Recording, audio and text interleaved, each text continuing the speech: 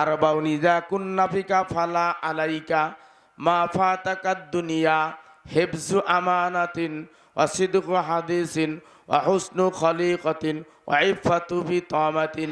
এই চারটা জিনিসের উপরে যদি কেউ আমল করিয়া কবরে যাইতে পারে সে আল্লাহর ওলি হইয়া কবরে যাবে। জাহান্নামে যাওয়ার জন্য এতটুকুই যথেষ্ট। এই জন্য মা বাবার সাথে ভালো ব্যবহার করতে হবে, এটা আমানতদারি। স্ত্রী আপনার কাছে আমানত, স্ত্রীও আপনার কাছে আমানত। বিয়ে শাদী করে শুধু ভরণ পোষণ খাওয়ার দাওয়ার দিচ্ছেন তা না, সে আপনার কাছে আমানত। দেখতে হবে সে নামাজ পড়ে কিনা, সে পর্দায় চলে কিনা, আল্লাহ এবং আল্লাহর বিধান অনুযায়ী চলে কিনা দেখাশোনার দায়িত্ব আপনার। আপনি একবারে রসুলপুরে যাইয়া মুরিদ হইয়া, তাবলিগে যাইয়া চিল্লা লাগাইয়া, চরমনে যাইয়া মুরিদ হইয়া আর এই মাদ্রাসায় পড়াইতেছেন, কিন্তু স্ত্রী দিয়ে কী করতেছেন কোনো খোঁজই নেই। আছেন এরকমের? স্ত্রী মাঠে গরু বাঁধে, ওই রাস্তার খাতে গোসল করতে যায়, বেপর্দায় চলে, দেখাশুনো করেন, এটা আমানত। ওই স্ত্রী আপনার গলায় রশি লাগাই দিয়ে হাসরের ময়দানে জান্নাতে চলে যাবে, বলবে যে আমারে কিছু কয় নাই, আমারে দেখাশুনো করে নাই। এর স্ত্রী আপনার কাছে আমানত, দেখাশোনার দায়িত্ব আপনার। আমি খুব সংক্ষেপে বলতেছি বাবা। আল্লাহ, ছেলের সন্তান আপনার কাছে আমানত। ছেলের সন্তান হলে এই ছেলের সন্তানও আপনার কাছে আমানত। এর একটা ভালো নাম রাখা আপনার দায়িত্ব। কার দায়িত্ব? মা বাবার দায়িত্ব। ছেলে সন্তানদের একটা ভালো নাম রাখার দায়িত্ব মা বাবার। উল্টাপাল্টা নাম রেখে দেয়, যেই নামের কোনো অর্থই নাই। এমন কিছু নাম আছে না সমাজে, যে নামের কোনো অর্থই নেই, ভালো লাগছে তাই রেখে দিছে। ভালো লাগলে কি সব রাখা যায়? হ্যাঁ, কোরআন শরীফের ভিতরে পাইছে তাই রেখে দিছে। একজনের ছেলের নাম রাখছে তুকা জীবান, বোঝেন? কোরআন শরীফের মধ্যে আছে না, তুকা জীবান, এই রেখে দিছে। কয় আপনার এই ছেলের নাম তুকা জীবন রাখছেন, কোরআনের ভিতরে পাইছে রাখছেন, অর্থ জানেন? কয় না। তুকা জীবন মানে তো মিথ্যাবাদী। কয় হ্যাঁ, এটা তো জানি না। তা কোরআনের ভিতরে পাইলে কি সব রাখা যাবে? ভালো নাম রাখতে হবে। উলামায়ে কেরামের কাছে যাইয়া, আল্লাহ ওয়ালাদের কাছে যাইয়া, আল্লাহর ওলিদের কাছে যাইয়া ভালো নাম রাখতে হবে। হাসরের ময়দানে এই ভালো নামের উসিলায় হাজার হাজার মানুষ পার হয়ে যাবে।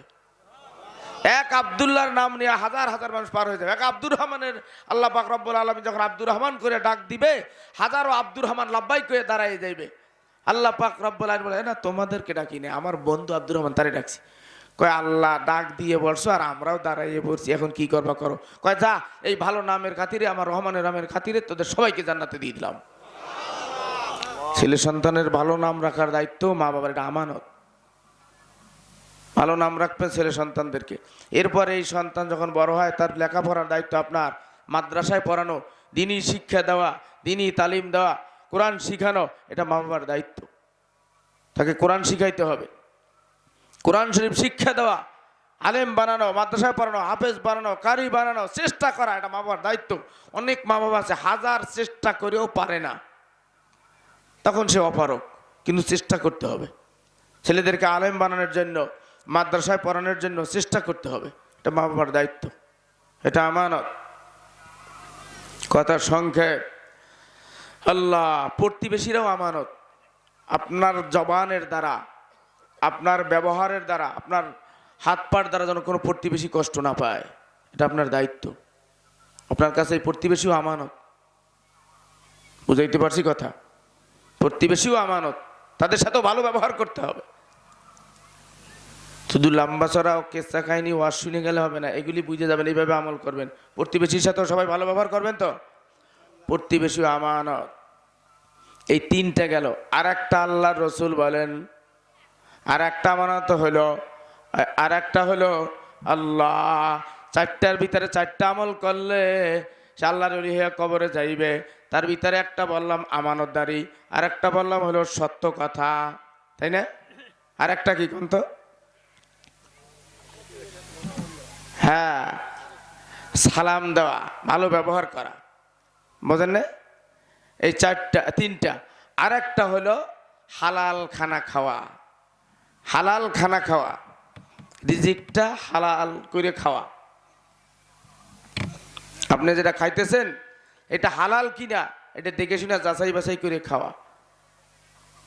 অনেকে যাচাই বাছাই করেই না, যে যেখান দিয়ে পারে নিয়ে আসছে, ছেলেমেয়েরা কোথায় দেখে আনছে না আনছে খোঁজ খবর নাই, বাস খাওয়া শুরু করে দিছে।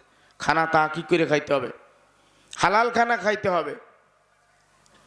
পীর সাহেবের কাছে মুরিদ হইয়া যদি আপনার জীবনের পর জীবন চিল্লা লাগায় দেন, চিল্লা যায় যদি 10 চিল্লাও লাগান, আর পীরের কাছে যাইতে যাইতে যদি আপনার সব শেষ করেও দেন, বোঝেন না? খানার ভিতরে যদি ভেজাল থাকে কোনো কাজ হবে না। খানা ঠিক করতে হবে, খানা হালাল করতে হবে। হালাল খানা খাইয়া আমাদের চিশতিয়া সাবিরিয়া তরিকার একটা সবক আছে, হাফসেদম সবক। হালাল খানা খাইয়া যদি হাফসেদম সবকটা কেউ আদায় করতে পারে, তার প্রত্যেকটা পশমে পশমে মাওলার জিকির করবে, তার প্রত্যেকটা পশমে পশমে আল্লাহর জিকির করবে। খানাটা হালাল হইতে হবে। অনেকে রসুলের সাথে দেখা করতে চায়, আল্লাহ রসুলের সাথে অনেকে দেখা করতে চায় যে রসুলকে এত আমল করিস, এত আমল করি, কিন্তু আল্লাহ রসুলের সাথে আমার সাক্ষাৎ হয় না। তোমার খানার ভিতরে রয়েছে ভেজাল, সাক্ষাৎ হবে কেমনে? খানায় যদি ভেজাল থাকে জীবনেও আল্লাহ রসুলের সাথে সাক্ষাৎ হবে না। এজন্য খানা হালাল করতে হবে, রসুলের সাথে সাক্ষাৎ হবে। হালাল খানা খাইয়া উত্তর দিকে মাথা দিয়া কেবলার দিকে মুখ করিয়া যদি ঘুমায় কেহ, তাহলে বৃহস্পতিবার দিন যায় রাত্রে ঘুমাবে, 1 দিন 2 দিন 3 দিন 7 দিন পরে আল্লাহ রসুলের সাথে তার সাক্ষাৎ হয়ে যাবে। দেখতে মনে চায়নি? এই নুরানি চেহারাটা দেখতে মনে চায়? যার মনে চায় তার খানা হালাল করেন, আর যেই নিয়ম বলে দিলাম এই নিয়মে শোবেন, দেখবেন রসুলের সাথে সাক্ষাৎ হয়ে যাবে। কি করতে হবে? খানা হালাল করতে হবে। হালাল খানা খাইয়া ছেলে মেয়েদেরকেও খাওয়াইতে হবে হালাল খানা। হালাল খানা খাইয়া উত্তর দিকে মাথা দিয়া কেবলার দিকে মুখ করিয়া বৃহস্পতিবার দিন যায় রাত্রে ঘুমাবেন, 1 দিন 2 দিন 3 দিন 7 দিনের দিন আল্লাহ রসুলের সাথে দেখা হয়েই যাবে। কারো কারো ওই প্রথম দিনেই দেখা হয়ে যায়। যাই হোক, এই 4টা জিনিসের উপর আমরা আমল করার চেষ্টা করবো। সবাই রাজি আছি তো? আরবাউন ইযা কুন্না ফিকা ফালা আলাইকা মা ফাতাকাদ দুনিয়া হিফযু আমানাতিন ওয়া সিদকু হাদিসিন ওয়া হুসনু খলিকাতিন ওয়া ইফাতু বিতামাতিন। এই 4টা জিনিসের উপরে যদি কেউ আমল করিয়া কবরে যাইতে পারে, সে আল্লাহর ওলি হইয়া কবরে যাবে। আল্লাহ পাক আমাদের সবাইকে বোঝার তৌফিক দান করুক।